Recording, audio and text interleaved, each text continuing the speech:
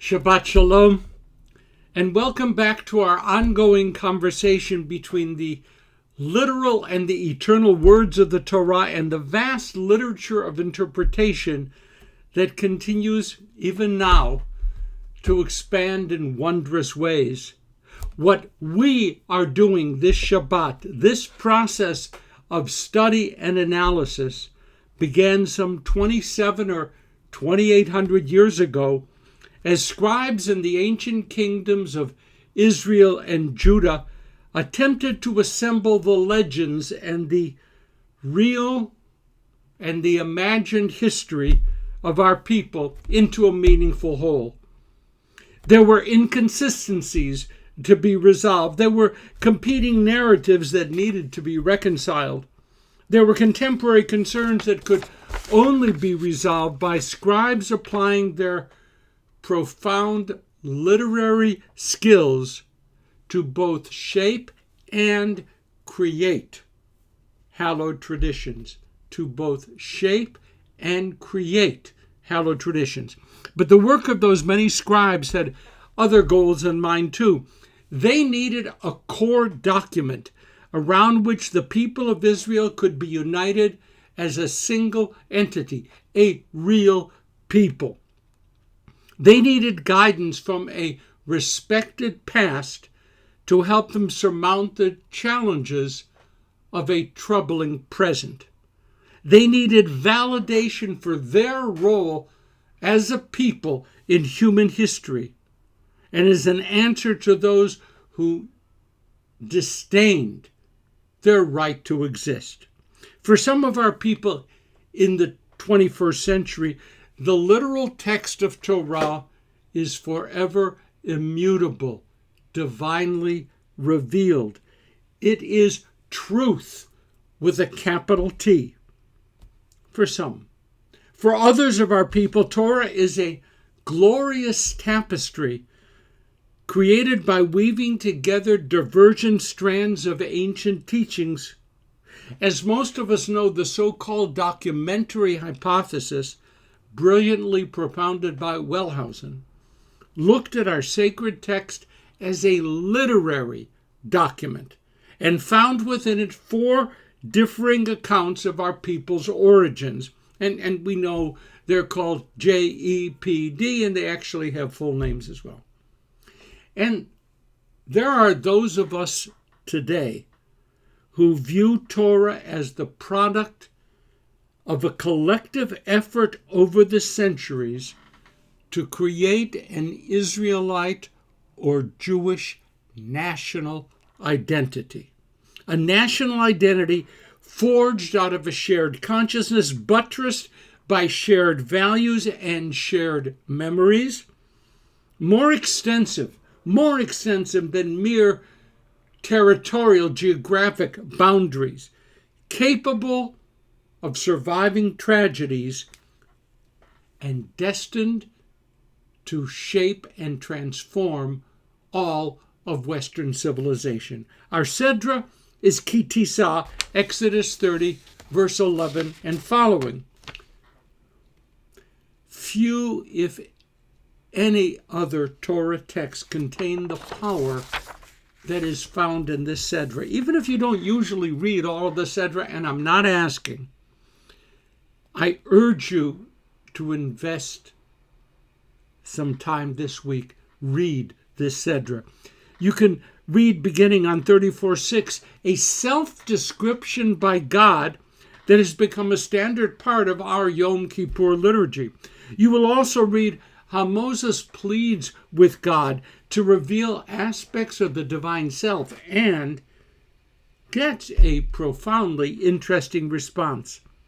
You will read about God inscribing on 2 tablets of stone with the divine finger. And you will read about, in this Sedra, the great sin, the greatest sin of all, the creating of a golden calf to be worshipped by the people. How did this ever happen? How did it ever come to be? Did it ever happen? Did it ever come to be? Traditional commentators have no problem at all embracing the incident of the golden calf as having been historical. It actually happened. Moses had been gone for a long time, receiving Torah at Sinai. The people lost patience. Then they abandoned faith, so they reached back into memories of their Egyptian experience and were drawn to Apis, A-P-I-S, a god represented by a bull that celebrated the vitality and the power of the monarch. Confused and frightened, they needed more than an invisible god, so they forced Aaron to create a visible god out of gold. Those are the answers. Those are the standard answers. But in truth, the standard answers answer very little. Where did that gold come from? How did the people come to forget so quickly? The plagues, the Exodus, the crossing of the Red Sea, the mountain of revelation. Were the people really just recreating an Egyptian god?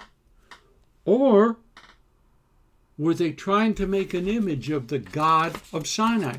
Many questions. At the very least, this, the greatest of all sins, was a one-off. A terrible event that never happened again, right?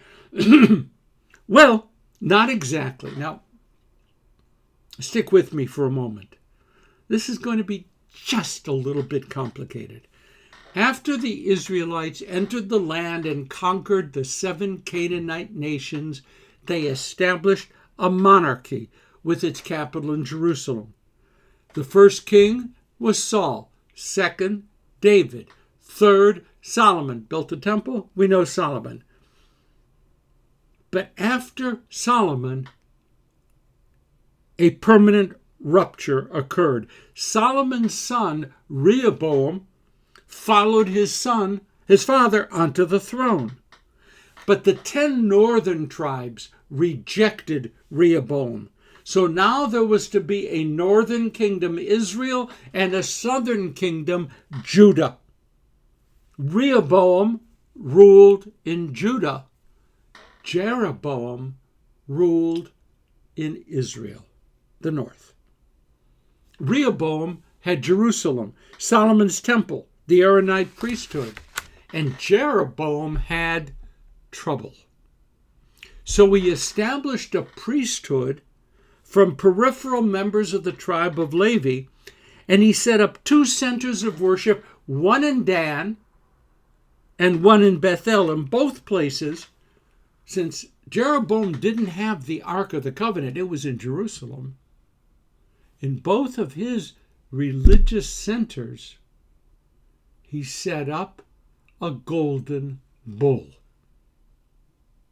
Many scholars today believe that the Aaronite priests, supported by many in the south, and probably some in the north as well, were horrified by what Jeroboam had done. Rather than attacking him directly, don't forget the north was bigger than the south, they and many of the scribes of the time created a memory, invented a memory of that golden calf built by the Israelites fleeing Egypt. God's angry and violent response to the golden calf was intended to be a literary device to warn Jeroboam that what he was doing was an absolute abomination. The golden calf was a powerfully effective literary device 2,700 years ago. A device, but I don't think it was history. It has, however, become a universally held metaphor, urging Jews of every generation to reject, to avoid false gods.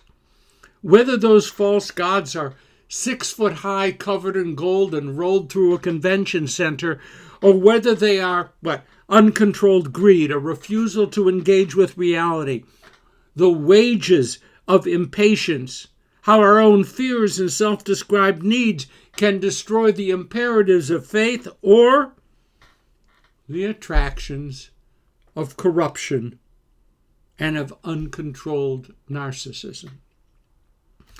Thus, the golden calf escaped its assigned and intended role as a literary political weapon in a given era to become shorthand, golden calf, shorthand for how easily masses can be drawn to false values, fake virtues, easy answers. From my perspective, it is highly unlikely that there ever was a golden calf in the Sinai desert. But nevertheless, it is powerfully reasonable to assert that the golden calf has somehow achieved a significant level of being absolute truth, real truth. Today, the golden calf is a powerful gem in the treasure house of Jewish ethics and values. It has claimed a voice that echoes not only through Judaism, but through Christianity, through Islam as well. It speaks clearly to all, like us, who would wrestle with the text, to all who would hold fast to a moral vision. Truth. Jeroboam kept his breakaway kingdom and his 2 gold bulls. But Jerusalem, the temple, the Aaronite priesthood, the Torah, have broken the bonds of time and place. They remain central, the core of our lives and our beliefs. Not a bad achievement for a calf of gold. Shabbat Shalom, my friends. Keep on avoiding the false gods, the idols, the golden calves of our day. Have a great week and have a beautiful Shabbat.